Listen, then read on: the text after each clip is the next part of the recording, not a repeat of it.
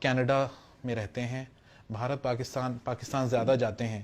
کئی لوگ سوال پوچھیں گے اور اس پر بھی کافی بات لکھا جا چکا ہے، کنٹروورسی کی جس تیزی سے آپ پھیلے ہیں، فنڈنگ کہاں سے آتی ہے، اس طرح کے کئی سوال اٹھتے رہے ہیں. کیوں آپ کو کوئی سیریسلی لے، یا پھر آپ کی بات جو ہے، کیونکہ آپ کئی لوگ کہیں گے کہ آپ کا کوئی اسٹیک نہیں ہے یہاں پہ، آپ پاکستان میں رہتے نہیں ہیں، آپ کینیڈا میں رہتے ہیں، آپ یہاں پر آتے ہیں، 4 اسپیچز دے کے واپس چلے جاتے ہیں. دیکھیے، اس شخص کا سٹیک ہوتا ہے پاکستان میں اور اس ملک میں جس کا سب کچھ وہی ہو.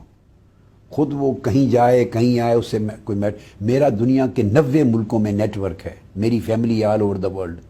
میں صرف ایک ملک کے اندر سٹرگل کرنے والا آدمی نہیں ہوں کہ جس کا باہر کوئی کام نہیں ہے.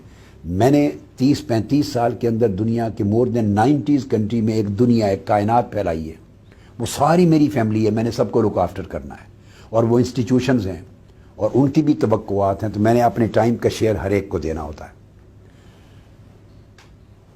سٹیک پہ وہ لوگ نہیں ہوتے، ان کا کچھ سٹیک پہ نہیں ہوتا جن کا مال دولت اور کاروبار باہر ہوتا ہے، جن کا پیسہ سارا باہر ہوتا ہے اور اقتدار وہ کسی ایک ملک میں رہ کے کرتے ہیں. تو ان کے بارے میں تو آپ کہہ سکتے ہیں کہ ان کا نتھنگ از ایٹ سٹیک، کیونکہ وہ تو کما کے باہر لے گئے.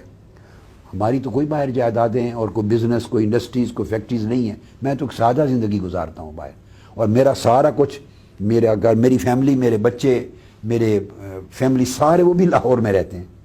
میرے انسٹیٹیوشن لاہور پاکستان میں ہیں، میری یونیورسٹیز پاکستان میں ہیں، میرا سارا کام پاکستان میں، اور میرا اپنا آنا جانا پہلے بھی رہتا تھا، اب بھی رہتا ہے.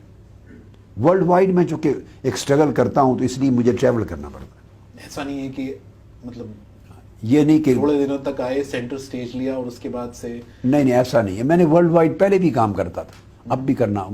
میں پوری دنیا میں یہ تو نہ پھیلاتا اس کام کو. اب یہ کتنی ناانصافی ہے کہ 90 ملکوں میں پھیلا کر میں ایک جگہ بند ہو کے بیٹھ جاؤں، اور باقی 90 ملکوں نے کیا قصور کیا؟ کیونکہ ہماری جتنی سٹرگل ہوتی ہے وہ وسائل بھی ہماری تنظیمات اور ہمارے ممبرز بھیجتے ہیں. ہمیں دنیا کے کسی ملک سے کوئی فنڈ آج تک نہیں آیا. یہ ریکارڈ پر بات لا رہا ہوں، اور میں نے یہ بات ہمیشہ کہی ہے.